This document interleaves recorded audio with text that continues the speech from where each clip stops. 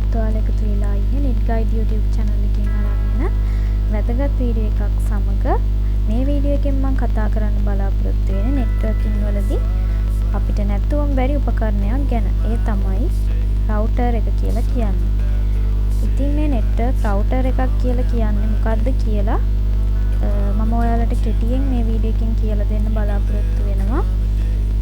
Computer network ගැන කතා කරනකොට රවුටර් එකක් කියලා කියන්නේ ඊටාම සුවිශේෂී වගේම ඉන්ටෙලිජන්ට් ඩිවයිස් එකක්. සරලවම කියනවා නම් රවුටර් එකක් කරන්නේ එකිනෙකට වෙනස් ජාලයන් දෙකක් හෝ කිහිපයක් එකිනෙකට සම්බන්ධ කරන එක. උදාහරණයක් විදිහට කියනවා නම් ඔයාලගේ ගෙදර තියෙන උපකරණ කියන්නේ ස්මාර්ට්ෆෝන් එක, කම්පියුටර්, ලැප්ටොප් වගේ දේවල් එකතු වෙලා හැදෙන local area network එකක් මුළු ලෝකයේම සම්බන්ධ වෙලා තියෙන wide area network එකට. එහෙම නැත්නම් ඉන්ටර්නෙට් එකට සම්බන්ධ කරන්නේ මෙන්න මේ router එක හරහා. network device එකක් විදිහට මෙන්න මේ ප්‍රධාන කරුණු අපි දැනගෙන ඉන්න ඕන router එක ගැන. ඉතින් පළවෙනි කාරණේ තමයි මේක OSI layer 3 device එකක් විදිහට හඳුන්වන්න පුළුවන්. පරිගණක ජාලකරණයේ OSI model network layer 3 එකේ තමයි router එක ක්‍රියාත්මක වෙන්නේ. ඒ කියන්නේ මේකට IP ලිපින හඳුනාගෙන වැඩ කිරීමේ හැකියාවක් තියෙනවා. දෙවෙනි කාරණය තමයි routing table එක. router එකක් ඇතුලේ ලයිස්තුවක් එහෙමත් නැත්නම් router table එකක් පවත්වාගෙන යනවා. ඒ කියන්නේ data packet එකක් ආපු ගමන් ඒක ලෝකයේ කොතනටද යන්න ඕනි, මොන දිශාවටද යන්න ඕනි කියන එක ඕනි කියන කෙටිම සහ හොඳම මාර්ගය, ඒ කියන්නේ best path එක තීරණය කරන්නේ මෙන්න මේ routing table එක check කරලා. ඊළඟ එක තමයි traffic control. ඒ කියන්නේ දත්ත පාලනය. network එකක data තදබදයක් ඇති වෙන්නේ නැතුව හැම device එකකටම එක හා සමානව කාර්යක්ෂමව දත්ත ගලා යෑම පාලනය කරන්න මෙන්න මේ device එකට හැකියාවක් තියෙනවා.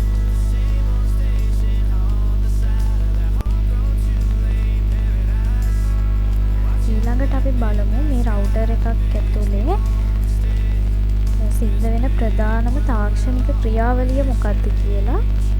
පළවෙනි දේ තමයි packet switching. ඒ කියන්නේ data packet මාරු කිරීම. අපේ ඉන්ටර්නෙට් එකෙන් ගන්න හැම data එකක්ම ඉන්නේ data packet විදිහට. ඉතින් මේ router එක මගින් අපිට කරලා දෙන්නේ මේ packet වල තියෙන IP ලිපිනේ කියවලා ඒවා නිවැරදිම උපකරණය වෙතට යවන එක. ඒ කියන්නේ අපිට යවන්න අවශ්‍ය device එකට ඒවා යවන එක.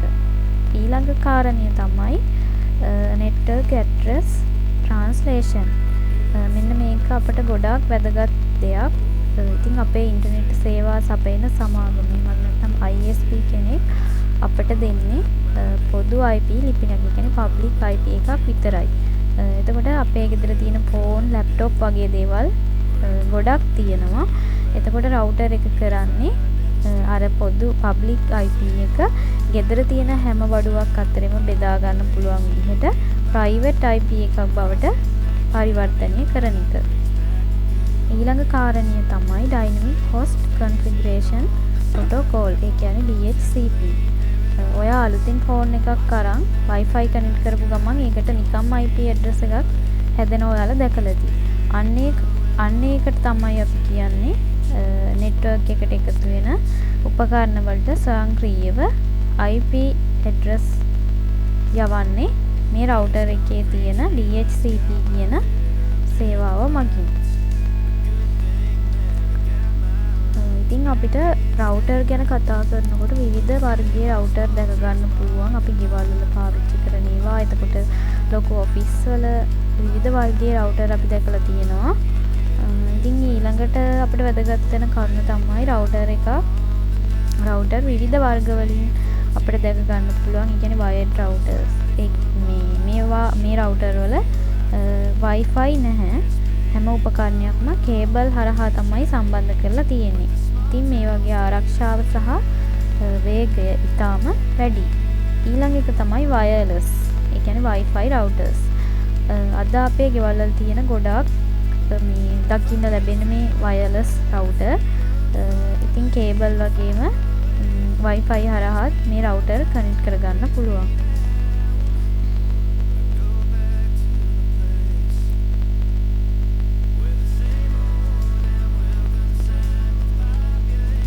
ඊළඟට core routers සහ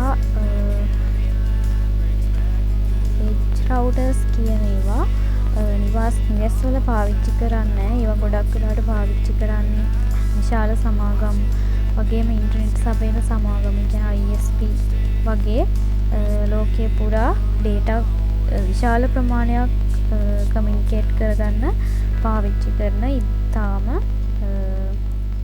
සුවිශේෂී රවුටර් වර්ගයක්.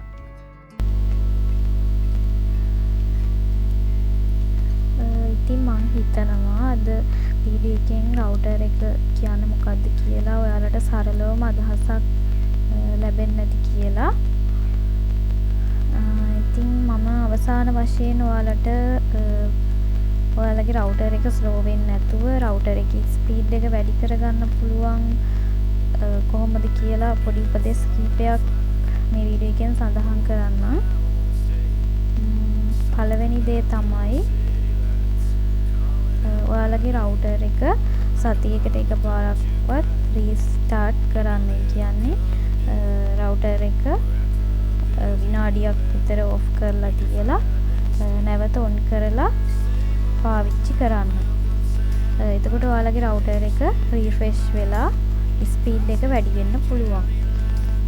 දෙවෙනි කාරණාව තමයි රවුටර් එක ගොඩක් රත් වෙන්න දෙන්න එපා. ඒ කියන්නේ රවුටර් එක TV එකක් උඩින් සෙටප් බොක්ස් එක උඩින් වගේ අවුව වැටෙන ජනේලෙ ළඟ වගේ තැන්වල තියන්න එපා. ඒක ඇතුළ රත් වුණාම ඉන්ටර්නෙට් එක ස්ලෝ වෙන්න පුළුවන්. ඒ නිසා හොඳට උලන් වදින තැනක රවුටර් එක තියන්න. ඊළඟ කාරණය තමයි රවුටර් එකේ ඇන්ටනා කෙලින් තියන්න. ඒ කියන්නේ රවුටර් එකේ ඇන්ටනා තියෙන ඒවා හරහට නමන්න නැතුව හැමතිස්සෙම ඒවා උඩ අතට තියන්න අවශ්‍යයි. එතකොට තමයි සිග්නල් එක හොඳින් ලැබෙන්නේ. ඊළඟ එක තමයි Wi-Fi password එක වෙනස් කිරීම.